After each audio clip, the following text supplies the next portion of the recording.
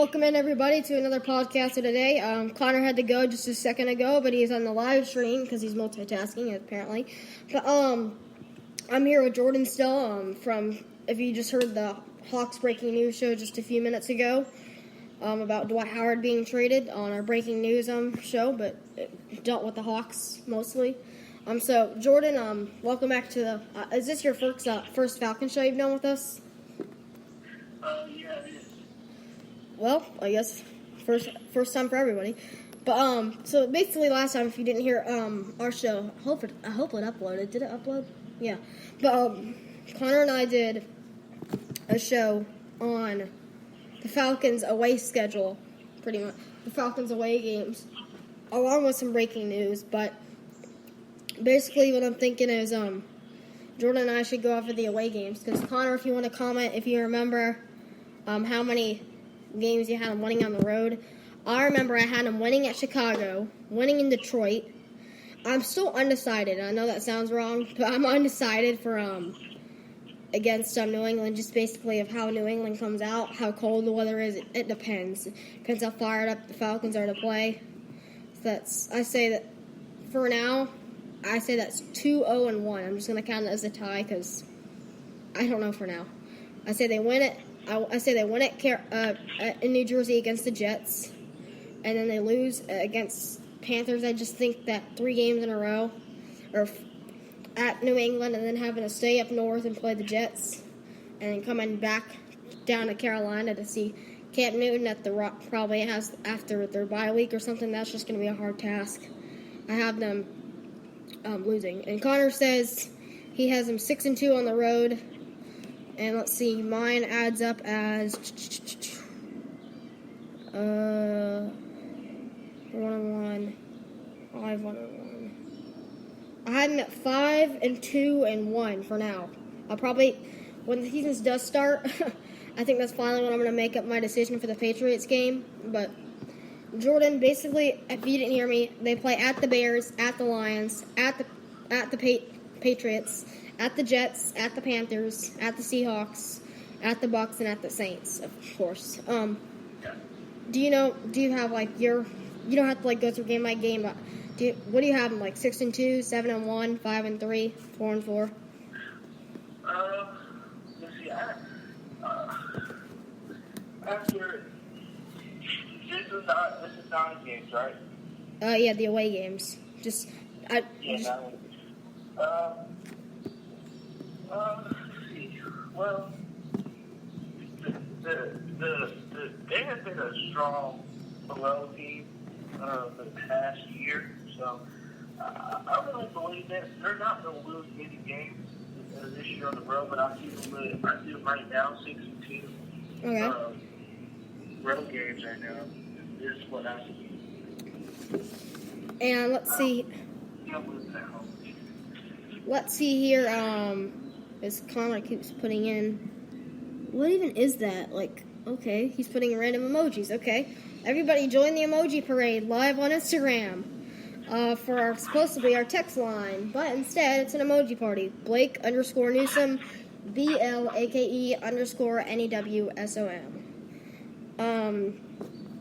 Let's see here.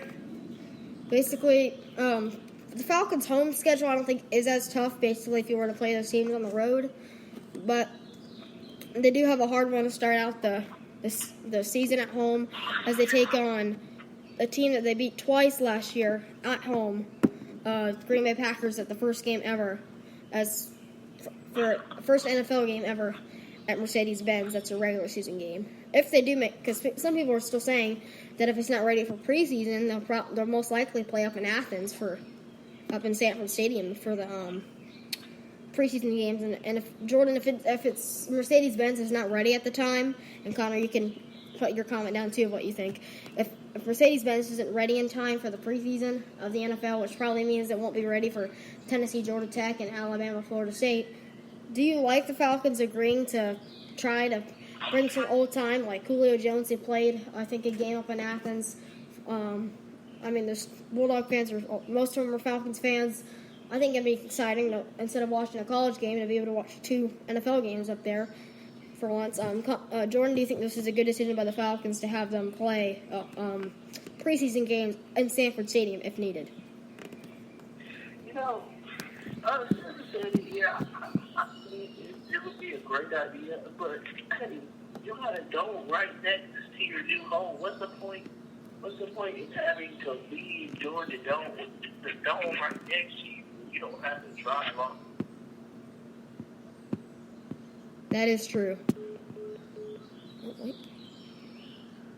All right, everybody. Jordan, we had a connection issue, but Jordan's back. So, Jordan, if you want to continue what you're saying. Yeah, like I said, I think we should just go to the Georgia Dome, which is, I believe, still in good shape. I don't believe that it'll be bad for us to go to Athens, but I mean it just makes more sense with the dome still in good condition. I mean, wouldn't it be kind of cool, like Georgia Tech's getting Atlanta United for now? Wouldn't it be funny if Georgia got the Falcons for 2 games? But people did say, like, back when Turner Field hosted 2 expedition games against the Yankees back in '97, when it opened, as they had an expedition game against the Yankees this year to start Turner Field, which I was there. That was a very fun experience. But, was a friend. But, I just think that the Braves had to keep Atlanta Fulton County, at least I've heard, that they had to keep Atlanta Fulton County ready. And there's sirens in the background, so sorry about that, guys. But they had to keep Atlanta Fulton County ready just in case Turner Field wasn't ready, because not everybody was sure at the time. It came down to the wire, and the grounds crew were able to come through, and the workers were able to do it, and it came to be a great park for all the years. Even though I think the whole reason they I know we're getting off topic here, but the whole reason they built SunTrust Park is so it'd be closer to most of the fan base, and it'd stand out as not just a baseball game to go to, more of an experience. Like, they have all the things around the Battery to be able to do. It's more of an experience, more than just go to the game, have fun, and then come home. It's more like an all-day thing. But let's get... SunTrust, Turner Field, it was meant to be an Olympic park. Yeah, and they just... SunTrust is a Major League Baseball park. Yeah. More than Turner Field was. Yeah. I mean, Turner Field did hold up to 50,000, but how much can you look up for me, Jordan? How much does SunTrust hold as we get back to the Falcons talk? 48,000, 42,000, 48,000, something like that. Huh. You wouldn't think it would based on its smaller capacity. One thing that my dad and I've had a problem about at SunTrust is they did not plan well. As you know how, like, as you're walking through the alleys through the stadium, through the concessions and the stores and such. Yeah. Like, the garden area where where Hank Aaron and stuff is, and the Braves history, that's fine. But when you're walking back towards where you can see the park and see the live play, there's some parts of the stadium where you just stop and you have to tippy-toe, literally, because that's how fast you're walking to be able to get through the crowd. Because they badly planned, I think, how far the concessions go to and how far the lines of the stores goes to, and then people walking through. I think that was badly planned because it took my dad, I think, 4 innings to go get a Coke, and I think me a Powerade and come back. I mean, it was just ridiculous how long it took. When they say we're going to build SunTrust, you know how I was thinking more, how right field, right field is a bigger wall. Yeah. I was thinking they would do left center, right center, right beside it is a big wall. I haven't gotten to, I've seen tickets with my mom. I've gone to games with my dad, too, where I've sat around the stadium. I've sat down the right field line. I've sat down the left field line. I've sat up in the Infinity Club. I've sat outside the Infinity Club to the right of it. I've sat out the Chop House with my mom. I've sat in the outfield for a game. But, yeah, I mean, I haven't really had a problem with a bad seat yet. Even at Turner Field, I used to sit in section 205, which is right by the plane. Jordan, everything all right over there? Huh? Is everything all right over there? I just hear a lot of loud noises. Yeah, Yeah, but anyway, I used to sit in section 205 at Turner Field, which is like I sat there pretty much for every game I was there, except like maybe once a year when I went with my mom. But my dad just had season tickets to Turner Field for all the years, and what I liked about those seats is we were under the cover, so it was pretty much perfect because I was under the cover. I couldn't get rained on. I couldn't get sunburned. I could call balls and strikes from the seats perfectly without the umpire's head and butt being in the way. If you sit down too close, you could see the ball carry pretty well. You could see the plays develop, and I could film some good shots from my seats. So I love those seats. But I've come to the Chop House, which is not under the cover, but I still love it because I'm able to keep score now with my score booklet. I'm able to charge my phone and iPad from the seats because they have like these ports. They have a cup cooler. They have a place where you can put your bag, like my mom's purse and my drawstring that I bring into the game. It's perfect. But I wish it was undercover. But it's fun. I've sat all around the park, but I definitely like the park. But anyway, we're getting we got a. I'm sorry, Jordan. It's definitely an experience that you need to see, and you need to be a part of that atmosphere. Especially with the Braves being better than they were the past 2 seasons, even though we don't have a 500 record. Uh-huh. It's just a place you have to go see, and you have to see this with your own eyes in order to believe how action-packed and how full it actually is of the energy Atlanta can bring. There's the kids area that they have. I haven't played in it because they don't need to, but they still got a fun zip line. I've heard they got a great rock wall. They've got a lot of mini games to play. They got the 40, I guess it's a 40-yard dash, something like that. I think they got the 35-yard dash for littler kids. But and then if you like higher seats, and you got the area where they got cornhole area. They have Waffle House. Yep. Ping pong. Ping pong. Chilling area, and then if you want to sit at the Chop House, you got the H&S Burger Joint. Yep. You got Matt Adams home runs flying up there. Yeah. It's just something to look forward to. Then there's also you got let's see, what's that? They also got a few games inside the Chop House as well. It's like the one where you like slide down the little doohickey with the sand on the table, and you try to get into like the zone. I don't know what it's called. I heard the name. I forgot. Yeah, but I'm sure some of you know what I'm talking about. It's a little thing where you slide down, I think, your color down the board, and there's sand on it, so I think that's the whole point, is to try to get as many points as you can. And I think it's like to a certain amount whoever gets to a certain amount of points first wins. But yeah, they got some games there, and they also got, you go around the stadium, there's a Chick-fil-A, which they had at the last stadium, but something unique about it is they got a unique milkshake and, I think, frosted lemonade line, which is kind of cool. Yeah. They got these little stands around the park where you can rent a glove, and there's something very cool that I had. I loved it. Was when I tried it was they have like you build your own tomahawk. You either get some chocolate or vanilla ice cream. They cover it in something, and then you're able to get toppings. And I had it at the game when I was with Connor. Well, I originally was with my dad, but then I went down to Connor's seats to meet with him for the rest of the game. That was very good. So I do like the overall job that Turner Field has done, but I mean, I think they're not going to be able to draw as good a crowd as when the rebuild is complete. You can see my reaction there on Instagram of how I said that, but yeah, I guess because we've gotten way off topic here, we might as well just take a commercial break, aka song break, and we'll be right back so we can get back on track on the Falcons stuff. So thank you for, I guess this is the Braves segment during the Falcons show. So thank you guys for listening to this segment. We'll be right back after this song for more Falcons coverage. So we'll be right back.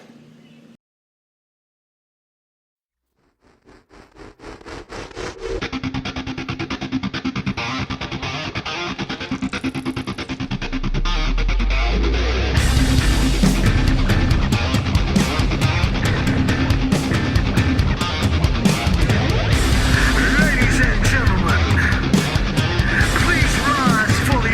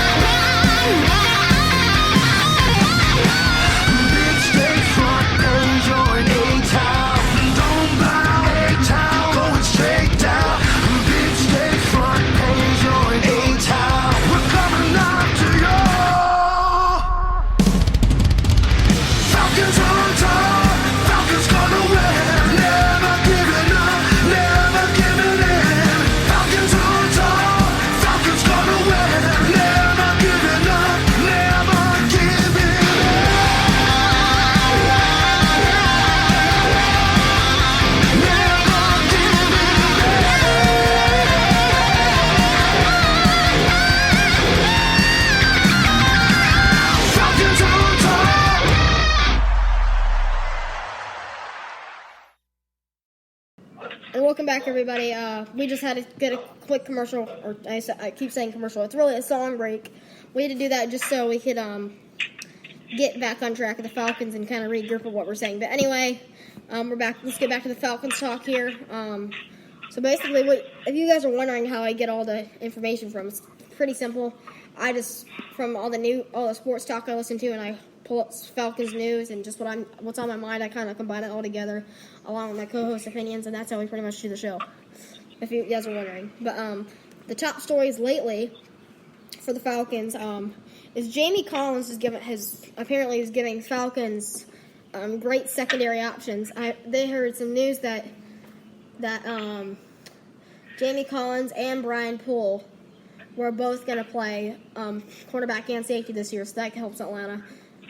Robert Alford can play quarterback, nickelback. He can play. I think they even heard he might play some safety.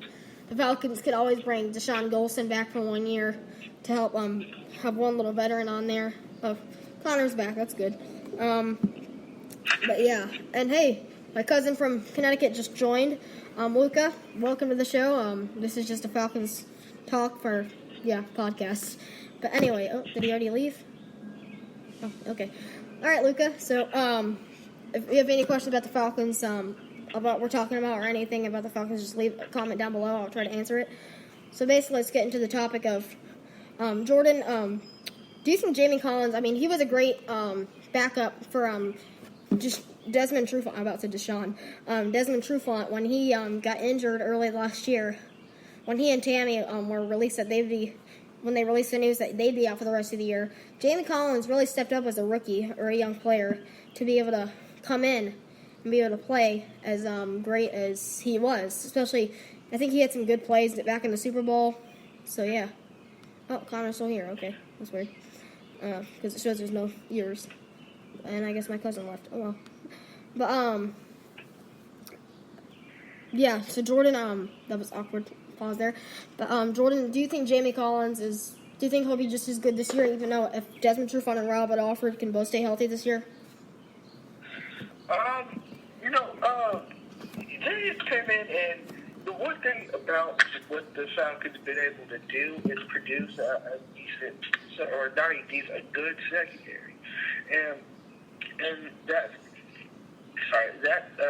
that's major to a defense to stop that pass game. And Taylor Collins has made some really great plays. And if our secondary can stay healthy with Desmond Trufant, Robert Alford, and then have Jalen Collins back there with Brian Poole and Keanu Neal, that's one of the most unstoppable secondaries in the league. I mean, those are duos that, wide receivers and running backs. Even quarterbacks would be scared of it. Guys like Drew Brees would be scared to throw it down the field. And that guy has no fears at all whenever it comes to throwing the ball. But that we just have to stay healthy. If we can produce what we did last year, and then come in with the mindset of we can stop anybody. I mean, we really can with that secondary. And think about it. I mean, Deshaun Golson, who is a veteran now, they released him, I think, early this last year, and they brought him back later in the season. But if they can, and I think he played backup to Keanu Neal also when he was injured. But if the Falcons are able to snag him, I guess, for one more year, think about this. Robert Alford is back. Desmond Trufant's back. We got Collins, Poole, Neal, Golson. This secondary, as you said, does look very good. It's very scary. You wouldn't want to throw down the field against these guys. And I know this isn't going to happen. I'm just bringing it up from what happened a few months ago, was when the Falcons were trade talking about giving. I think it was before the draft. They're going to get a 3rd, 4th, and 5th round pick to the Seahawks for Richard Sherman, which I think Atlanta did not want to happen. But if it were to happen, think of that secondary with Sherman, Robert, and Trufant as exchangeable cornerbacks. Then you got Poole, Neal, and Collins as safeties. And then you got Deshaun Golson to put in wherever you need him to go. That'd be something. But anyway, I'm fine with what we got. But I think that team, it would have made the team even better. But who knows?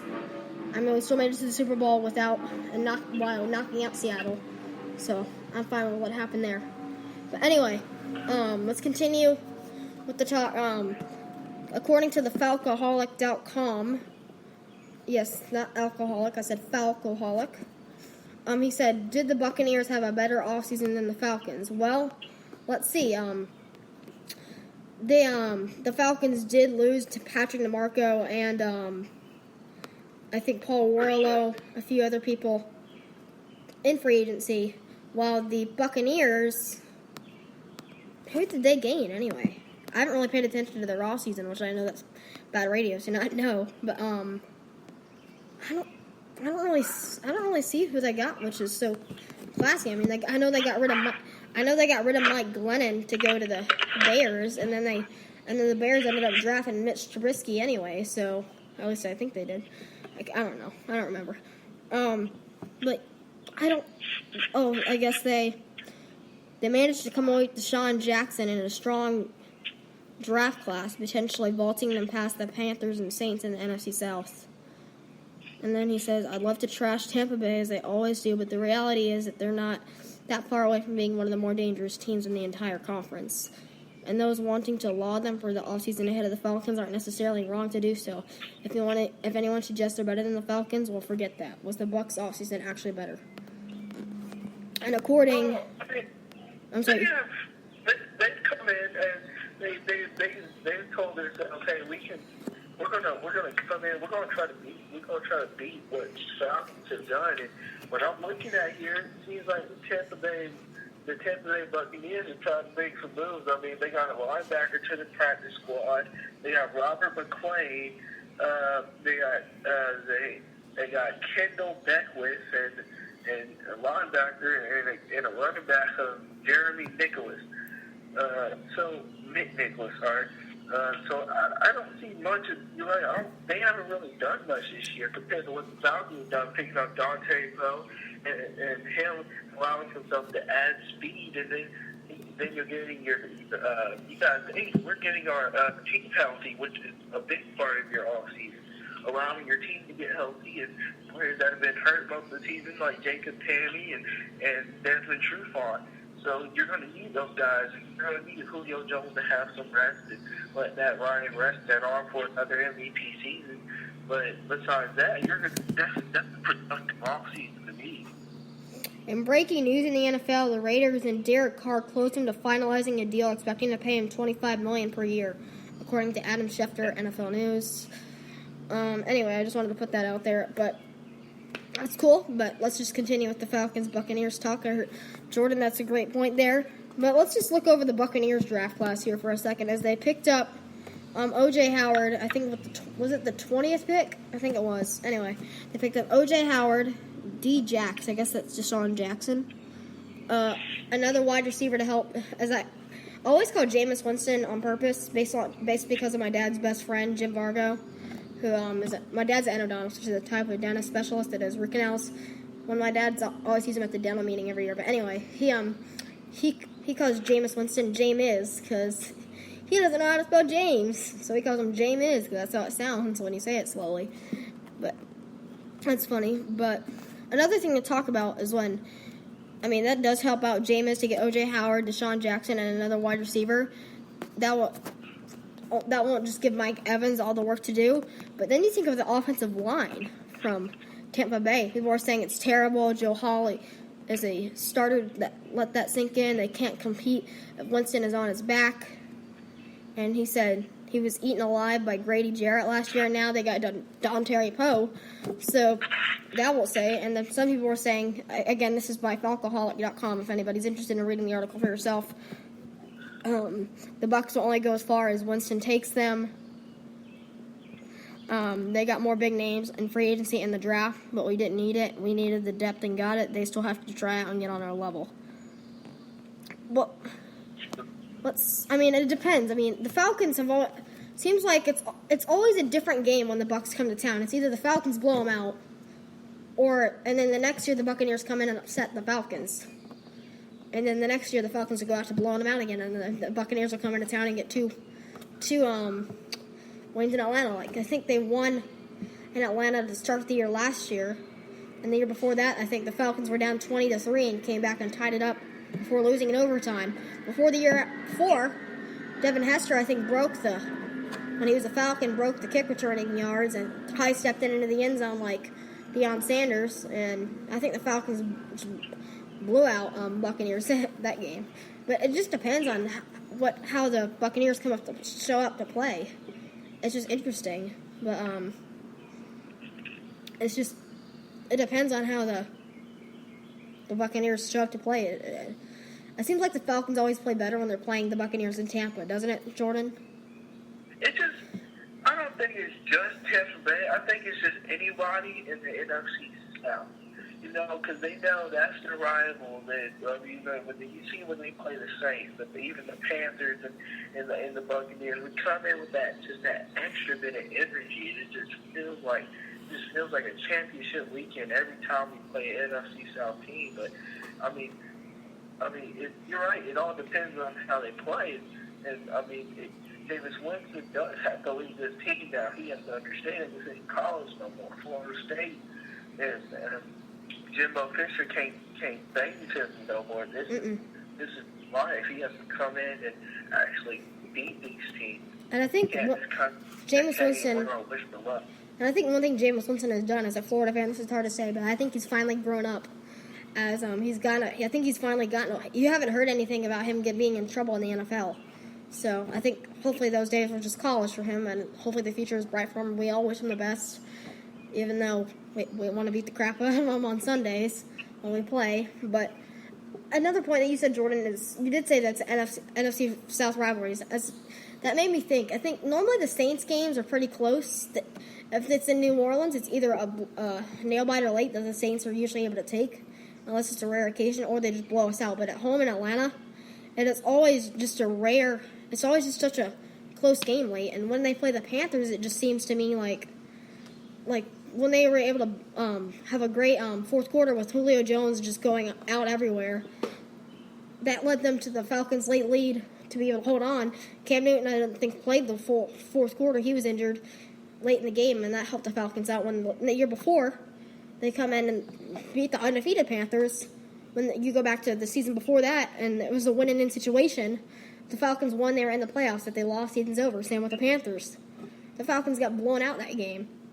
So, as I guess Jordan said, it just depends on how the team comes in. It's just the matter of right energy and how they play. The Falcons shocked a few teams last year, especially early in the season when the people didn't expect us to be, all that great. But then you come in and you still see later in the year how they lose to some teams that they shouldn't have maybe lost to. It just depends about Atlanta. How I think it's funny how when your team, like, after so many bad seasons, people start losing faith in the team. So you look at analysts from ESPN and NFL Network, like, oh, the Cinderella Falcons. I can't really believe that we're such a Cinderella team. I think it's the fact that people don't realize how good we actually are until we actually come in and play these other teams like the Broncos. We beat them in Denver. Yeah. And we came in, destroyed the Panthers. We beat the Saints twice. Lost to the Buccaneers once, and then we beat these other teams like the Raiders. The Raiders made playoffs, and we lost to the Chiefs off a nail biter. Also to the Chargers off a nail biter. But any other team that we played, Seahawks on a nail biter off a bad call. Seahawks nail biter. That was a terrible call. We should have had that game, but it's just little things. And then we came in and destroyed the Arizona Cardinals. We did. We demolished them. Todd Gurley and the California boy out in LA. And the Los Angeles Rams. So people you don't really understand until you actually see this team. Like, whoa, this is who they really are. We just never know this because the Falcons just haven't done this in so many years. People are like, oh, this team. That's 1 year was. Yeah, like you go back to 2012 when they had Tony Gonzalez, Michael Turner, Roddy White, Julio Jones was still young and he was still improving. He could still improve now, but he was really improving at a fast rate then. He wasn't injured. Tony Gonzalez, Matt Ryan was there. He was still learning because he was. Now people are considering him a veteran, but before I guess he was still a young quarterback. But you think of it now as that season compared to this last one, as the Falcons were pretty consistent throughout 2012. I think they started out 8-0, ended up going on 13-3. While this season they stumbled out of the gates, 0-1, won 4 straight. As they did the year before, they started out 5-0 and just went downhill. When this year the Falcons started 4-1, dropped 2 to make it 4-3, and fans were like, "Oh boy, here we go again." They come back up to 6-3, drop another, win another, drop another, and you're at 7-5, 3/4 through the season, looking for to scrap for a wild card spot. The Falcons, thankfully, I think we were just tied for the Buccaneers at that time, so it was like whoever we were in the playoff race, but it was either going to be a divisional game or we were either going to play the first round as a wild card game at home, or we were going to be on the road. I think for the first week if we won the division. Thankfully, hi Connor. Thankfully, we ended up winning out. I think the weird thing was we had to cheer for the Saints. I think on Christmas Eve, for the Buccaneers to lose, and that when they did lose, all right, Connor, see you. When they did lose, that helped the Falcons out because that officially meant we clinched the division. And the great thing is Seattle, who was in place to get the first round bye.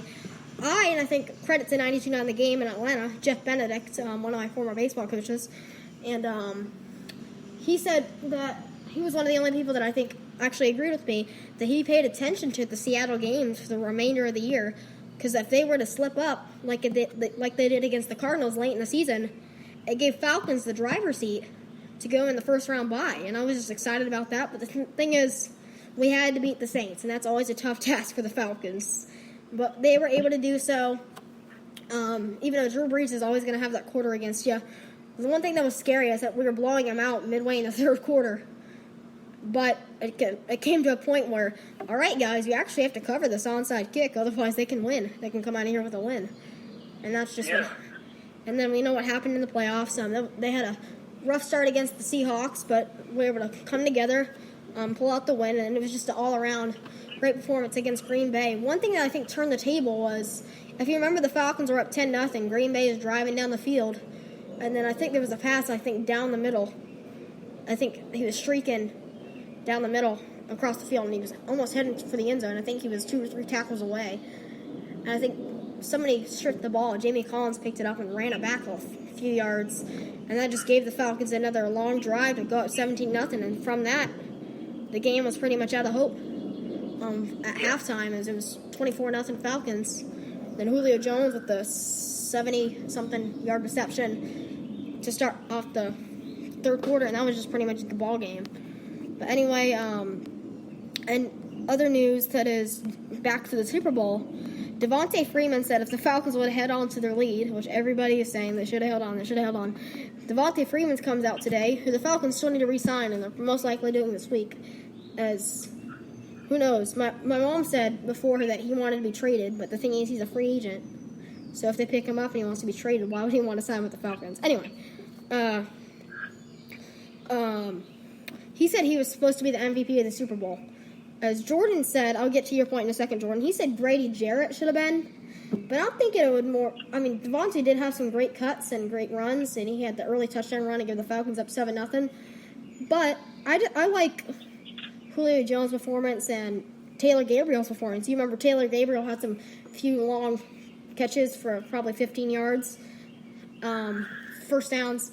I saw a meme one time. I think some Falcon fans were somehow watching the replay of a Super Bowl, and it's like they had a fake shotgun out, and they were like, it was one play where Taylor Turbo Gabriel juked out the Patriots corner or his defender so easily that he fell to the floor like he broke his ankles, and some people shot him like pop at the TV, and then he fell, and they're like, okay, I got him. That was funny, but Taylor Gabriel, I think he had a good chance of winning it, especially for being cut by the Browns and then coming to Atlanta. He was interested. See, Connor, he was injured. I think early in the year against the Seattle Seahawks, and I had faith in him that he looks like a receiver that wants to play. Sure enough, he came out. He did great. I think Justin Hardy might have a great year this year. I think getting back to the Super Bowl, Julio. I mean, the way he came up late in the game with some of those catches that Atlanta was not able to capitalize on. But I think if the Falcons would have won, I think it would have either been Taylor Gabriel as a surprise or Julio Jones just to make the fans all happy. But Jordan, do you want to get to your point on why you think Grady Jarrett would have won? Yeah, that defense was really, it wasn't struggling, but at the end, towards when we needed a couple stops, he was there, even though we lost, but he was there, getting over 3. He got 4 or 5 sacks on Brady, and that's the first time all season anybody's gotten over 2 sacks on Brady this season. And Grady Jarrett was able to get in there, and he was able. Did he force a fumble? Yeah, he did. You're right. He forced a fumble, which we turned into a touchdown, and that is something. Forced fumble. That is something great. That me being a football player and as a linebacker, one of the first those fumbles and be able to knock them down. But when you're able to do that, it just helps the whole team. When I'm thinking, I think it was 21-3 at the end of the first half, wasn't it? Because I remember the first touchdown was it was like a goal to go play, and Freeman had a toss to the outside. It was an easy touchdown. I think the blockers weren't able to get there and were able to hold up the Patriots from getting to the outside. That was 7-0. Then Austin Hooper had a great catch at the back of the end zone, which I thought he dropped it. I was like, oh man, I think I had that on film. I was vlogging at my Super Bowl party, out of the blue for 30 seconds. I'm like, oh, he dropped it. And then I think, shout out to Tyler Krosky if you're listening, bud. He was like, oh yeah, he actually caught it. No, he caught it. I'm like, oh. And then all of us just started going crazy. At that point, I knew. Then Robert Alford, I think, came right back the next drive and took it back to the house, 21-0. But before halftime, when the Falcons had to play defense right before the end of the half, I think the Patriots had cut it back to 18. 21-3. I was the one at the party. I think nobody's going to believe me about this, but I was the one that said, this game is not over. This will be close again. This is Tom Brady we're up against. This is the Patriots. This is a comeback city. They know how to win championships. This game is going to be close again at some point. I don't care what the score is. This is eventually going to be a nail-biter again. And sure enough, we all know it happened. But yeah. So I guess getting back to the Grady Jarrett fumble, when we were up 21-3 to start the second half, I'm guessing it might have been that drive. I think the Falcons started. No, I don't remember who started out with the ball. I think it was the Patriots, wasn't it? So yeah, it had to have been the Falcons must have stalled their first drive and got a fumble. But that must have been the only, because I don't remember him causing a fumble. If he would have, that would have been it, but I don't know. Anyway, what do you think about overall about what Devontae Freeman came out and said today? He's not a Falcon right now. He's a free agent, but if he were to be a Falcon, that's pretty strong for him to come out and say, all right, I would have been the Super Bowl MVP if we would have held on. But Jordan, what do you think he was trying to get to that point of saying? I just think he had that confidence, but he felt he really had that come out that game where he just felt like he had all the energy. He really helped the team out, which he really did. I believe he did, and he made a strong case in that Super Bowl. But whatever. He can think that, but the true facts is, somebody like Julio Jones, Taylor Gabriel, Grady Jarrett, anybody else could have won that. Even Matt Ryan could have won that. He could have won both MVPs. It wasn't. You really don't know until you really won. You would have to end the game right in order to find out. So he really doesn't know. Nobody really knows. It could have been freaking. It could have been Desmond Trufant. He didn't even play the game. it was crazy. It could have been anybody, man. You don't know. But yeah, I mean, that was definitely interesting. I think, alright, I definitely agree with your point there. I just don't see how Devontae, as I said, Devontae had a pretty good performance, but I don't think it was MVP worthy for the Super Bowl. But anyway, we'll see.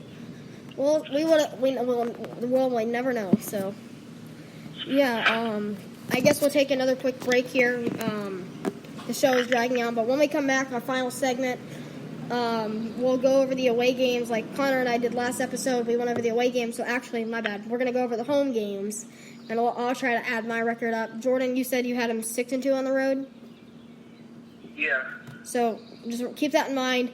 Guys, we'll be right back. You're listening to the All Around Atlanta Sports Podcast or Atlanta Teen Sports Center, whatever for the calls. I'm Blake Newsom, and we'll be right back.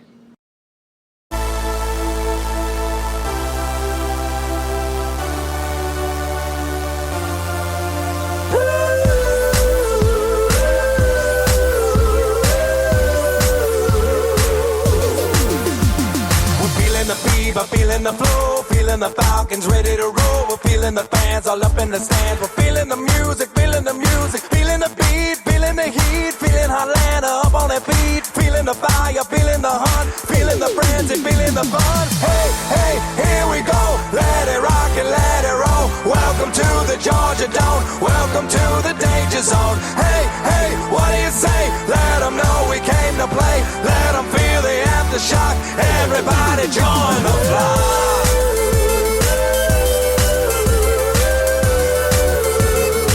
Everybody join the fly.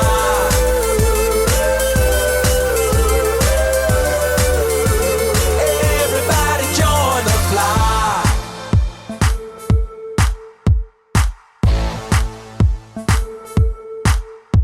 We're living our life, we're living a dream. We're loving Atlanta, loving our team. We're loving the Falcons, ready to fly. Give me some football, give me some football. Give me the ball, give me the beat. Give me the Georgia Dome on their feet. Give me the Falcons, give me the crowd. Give me your party, give me your shout. Hey, hey, here we go. Let it rock and let it roll. Welcome to the Georgia Dome. Welcome to the danger zone. Hey, hey, what do you say? Let them know we came to play.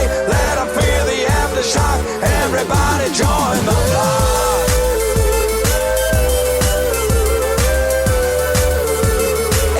Everybody join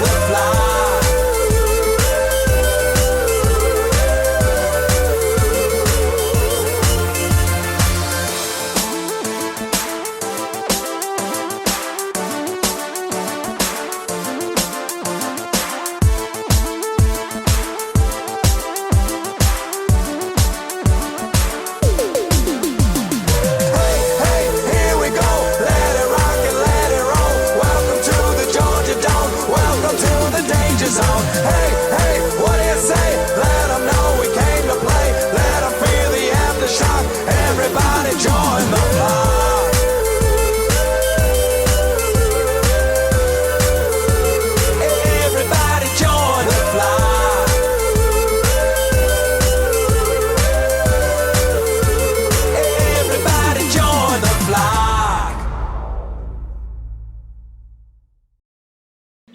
Welcome back, everybody, for the final segment. I know we don't normally do segments. We usually do it all in one portion. But anyway, we're going to get on to the home game schedule. I mean, as Jordan said already, he had him 6-2 on the road. For now, I have him 5-2 and 1. I know I sound like a chicken, but I'm just undecided of how they play New England. But yeah, we'll see.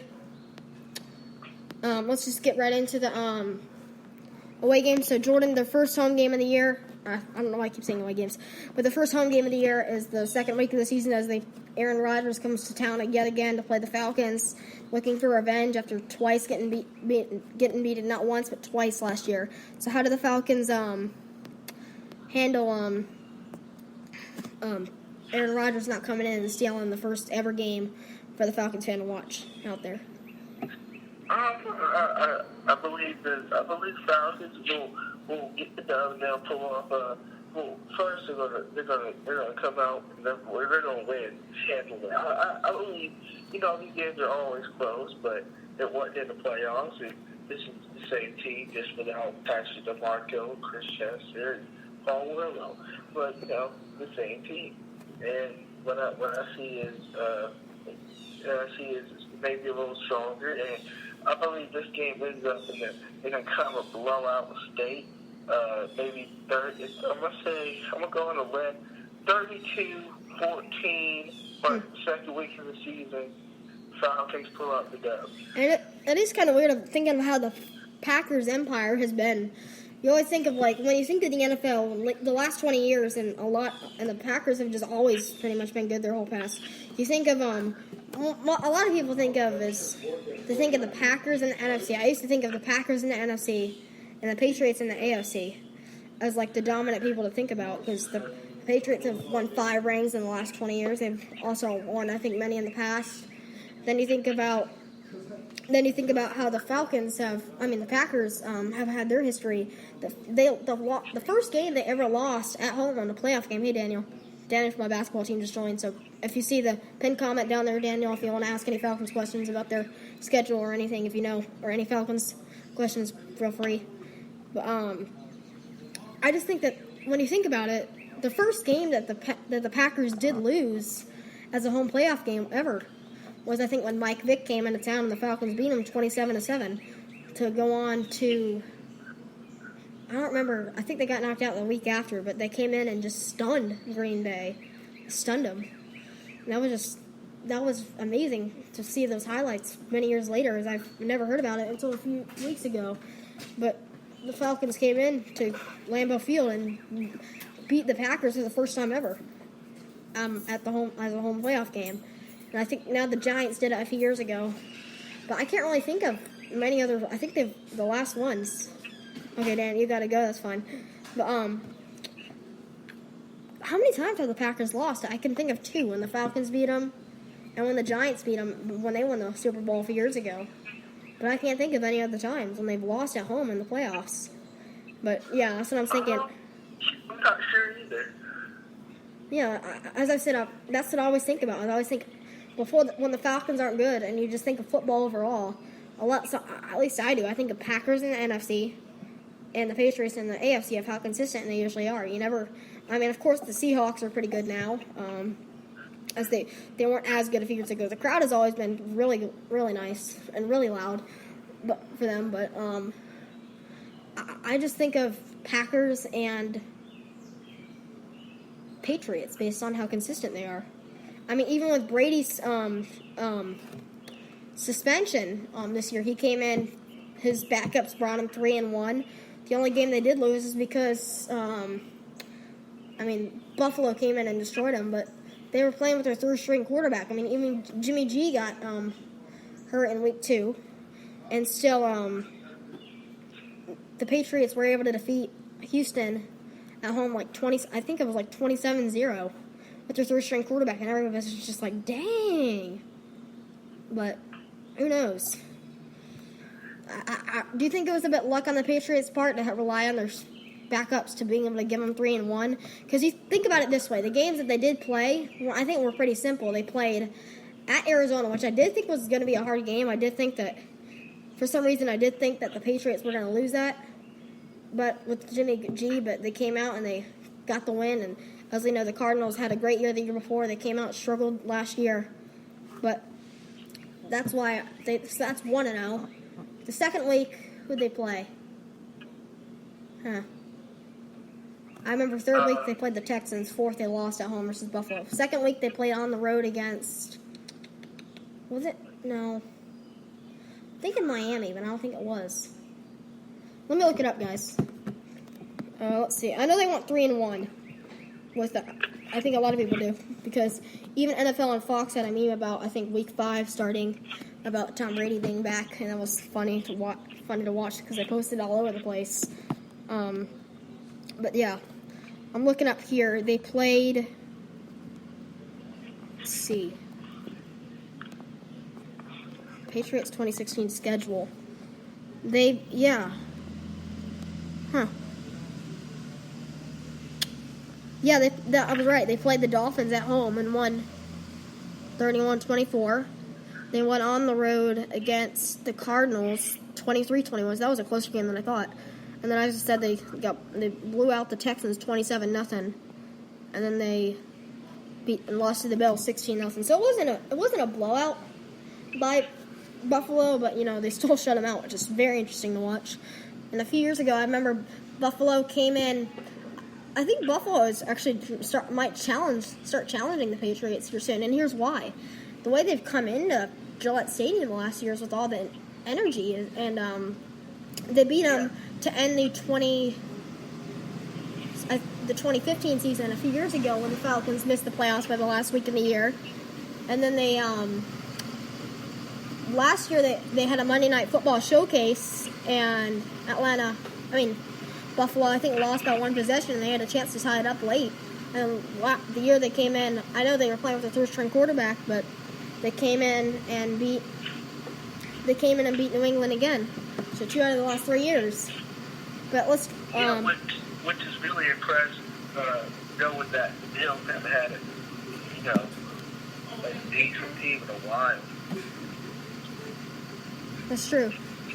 I mean, they've had quarterback trouble. Whether who's going to be the starter? Is it going to be Tyrod Taylor? Is it going to be what's his face? It used to be the backup quarterback of the Jets. I don't remember. I think it's going to be Tyrod. You think it's going to be Tyrod? Yeah, me too. I mean, he's pretty much their best option up there. I mean, it's funny to watch his I've seen on YouTube RBT he did a great Cleveland Browns rebuild. He lost in the AFC Championship. If you want to go watch his 9-7 season with the Browns, he started out very well. If you want RBT on YouTube, he did a great Cleveland Browns rebuild. I'm just shouting about. He got Tyrod, and he wasn't the best quarterback out there for the Browns for him to pick up, but it was still quite cool to see. Tyrod is actually a pretty good quarterback, and he's up there playing for a team that.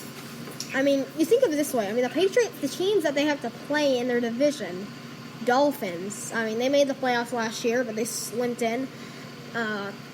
Bills, they're okay now, but in the past they've been pretty bad.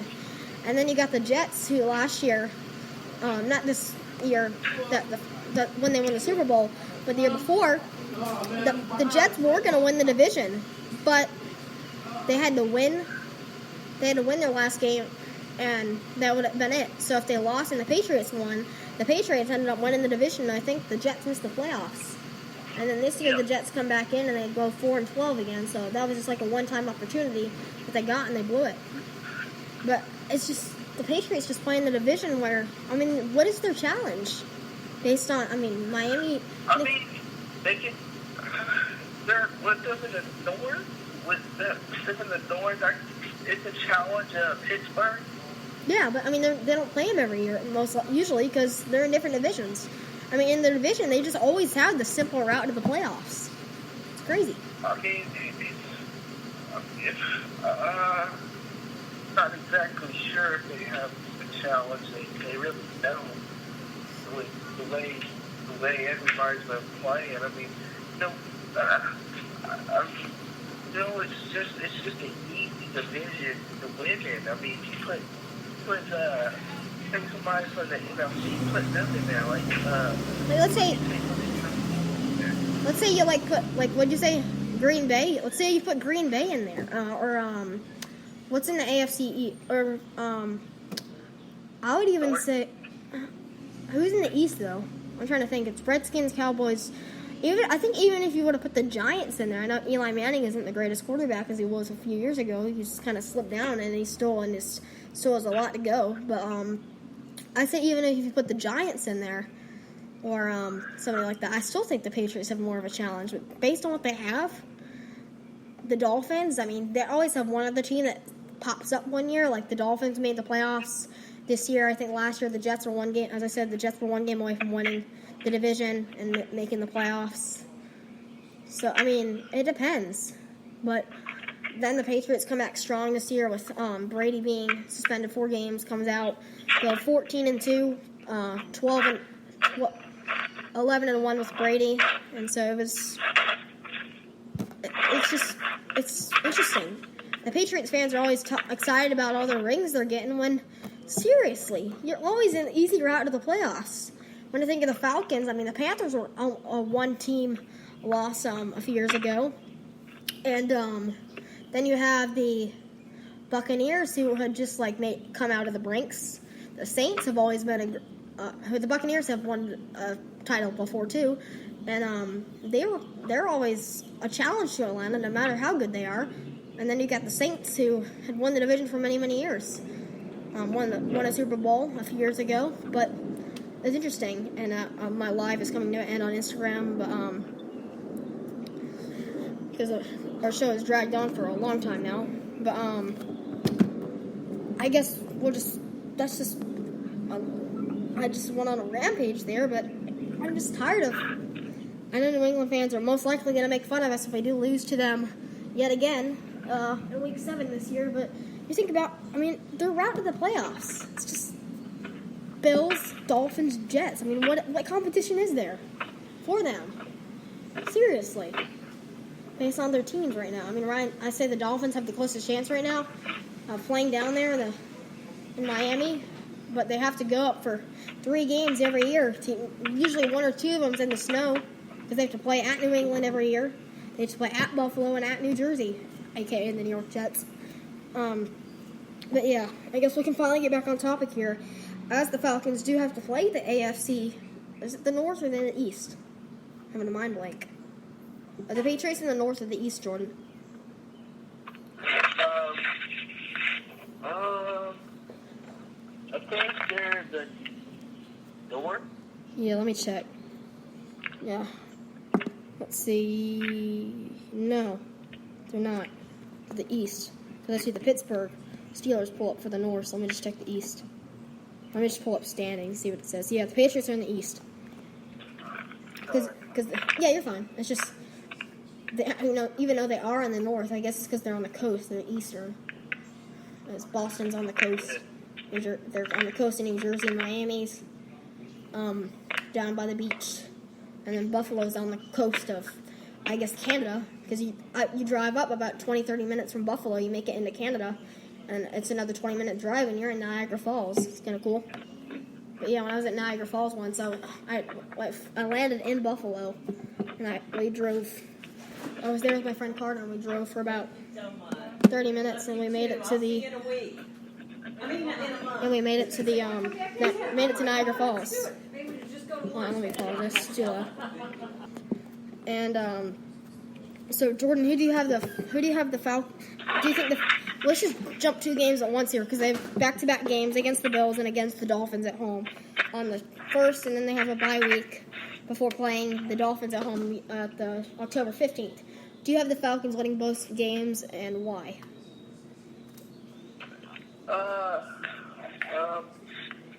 What was the question again? Do you have the Falcons winning both of those games versus the Bills and versus the Dolphins back-to-back? They do have a bye week in between them.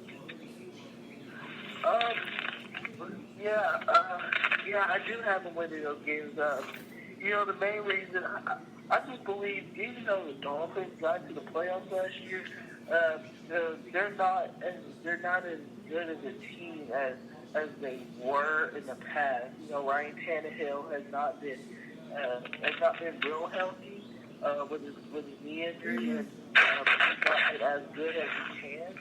Then you got to look at the Bills. They're not good at all, really. Yeah. They have some problems. They have some holes in your field, which they haven't been filled in the past year. So I see them winning. And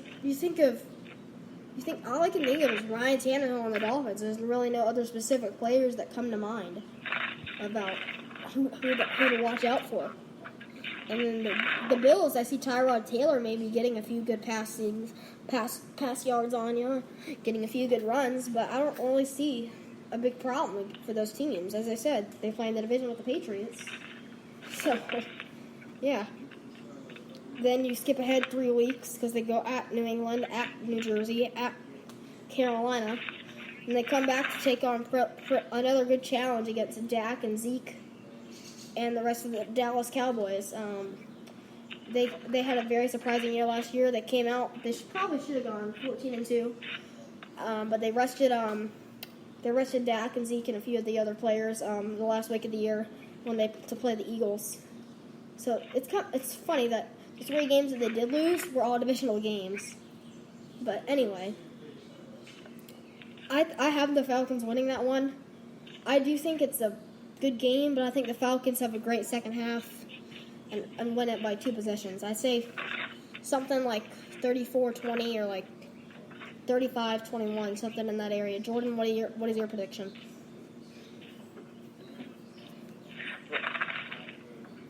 You there? Yeah, sorry. First question?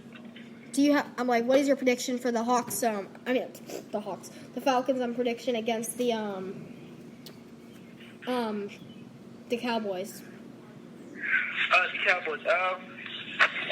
With it being at home, and it's an afternoon start for the Falcons.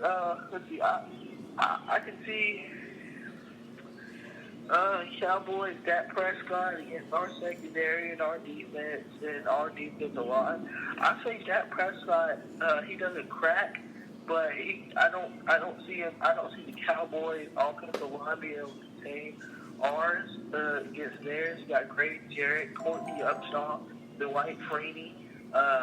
You got Dante Poe, Vic Beasley, and then sometimes we even bring up Keanu Neal, Brian Poole up there if we have to, and that's something hard to stop right there. That's speed and it's weight. Weight, speed, power. That's a great combination for a team. And if you have that, I mean, you can go beat anybody. And as I said, when you think about it, Dak Prescott, when he came out of Mississippi State, he was just an average quarterback. I mean, he had some pretty good games, but the quarterbacks that come out of the SEC, you wouldn't think of him as like a legendary quarterback. He never made it to. I don't think they won the division. He did have a great year with them when they made it to the Orange Bowl. They lost to the Georgia Tech Yellow Jackets down in Atlanta, down in Miami. But they had one good year, but I just didn't think he'd be a star like this or a good player like this coming out of college the first year, and he's really been a good pick for the Cowboys. I mean, I originally thought if Tony Romo would have been healthy to start the year, I do think he would have been a backup until Tony Romo got hurt again, if he would have. But I just thought he'd be, when I saw him get drafted, I think I was at the AT&T store with my dad as he was getting, I think, a new phone. And I was just like, man, that was a good pick by the Cowboys. I mean, Tony Romo really needs a good backup, and there it is. Based on what they had in the past, like the last 7-8 backups that they had for Tony Romo and what their combined record was is just ridiculous. So I'm just like, that's a great addition for the Cowboys. And sure enough, he got the starting role because of Tony Romo being unhealthy, or injured, I should say. And then Zeke got the starting role because of another running back that was injured for the Cowboys as well. I can't think of his name, but he was injured. And both of those guys came off the bench to the starting role, and they just beasted a lot of the teams. So anyway, I as I said, I do have them winning.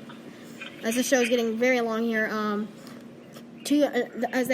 after they go to Seattle for Monday night, they come back on a 6-day break to play the Buccaneers, and then they play the Vikings. Let's knock out 2 birds with 1 stone again, Jordan. Do you have the Buccaneers and the Vikings losing to Atlanta at home? I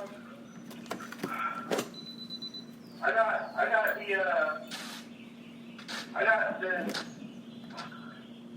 can't choose this side. Don't listen to competitive games, and when the Vikings having a decent offense, that's a game that I was thinking we might have a chance to lose some here. So I still beat the Vikings, and I'm 50-50. Actually, I'm 50-50 on the Vikings, and I see it beating the Bucs. The thing is, people are thinking, like, who is the Vikings starting quarterback going to be coming out of that game? Is it going to be Teddy Bridgewater? Is it going to be Sam Bradford? Who knows? Is McKinnon going to be able to stay healthy for the Vikings, who actually came out of Georgia Southern? My grandmother actually knows his parents, but are the Vikings going to be able to stay healthy coming into late in the season in Atlanta?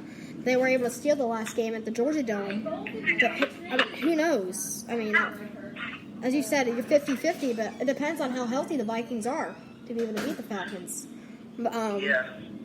Then you have the Buccaneers the week before. As I said, if the Buccaneers are able to have a great start and be able to keep up with the Falcons, sure, I say they can. I sure say that it'll be a good game. But I mean, if the Buccaneers stumble out of the gate and they don't live up to their expectations of what they're supposed to be this year, I do have Atlanta getting an easy victory there and taking on to the win column. And before we come to the last two games of the year, you got the New Orleans Saints the week after the Vikings. Then they take two road games at the Bucs, at the Saints to end the year on Christmas Eve. Either end the year or the last regular season game as they take on the Panthers. Who do you have the Falcons winning both of those games, Jordan? As I said before during our last commercial break, I do have the Falcons. I do think they have a very good chance of going undefeated at home. I think they have some great matchups against the Cowboys and the Packers. But other than that, I just don't see other teams that are able to come in and have a great chance of winning based on what they're like. Yeah, winning at home hasn't been hard for the Falcons. They showed that last year with only, one loss at home, two losses at home. Yeah. One to the Chargers off of No, three. It was three. Bucks, Bucks, Vikings, Chargers. Wait, no, they didn't play the Vikings last year, Nick. So I'm thinking the year before. All right. Yeah. So that was two. We beat those teams. I mean, we beat the rest of the teams except for the Packers. The East.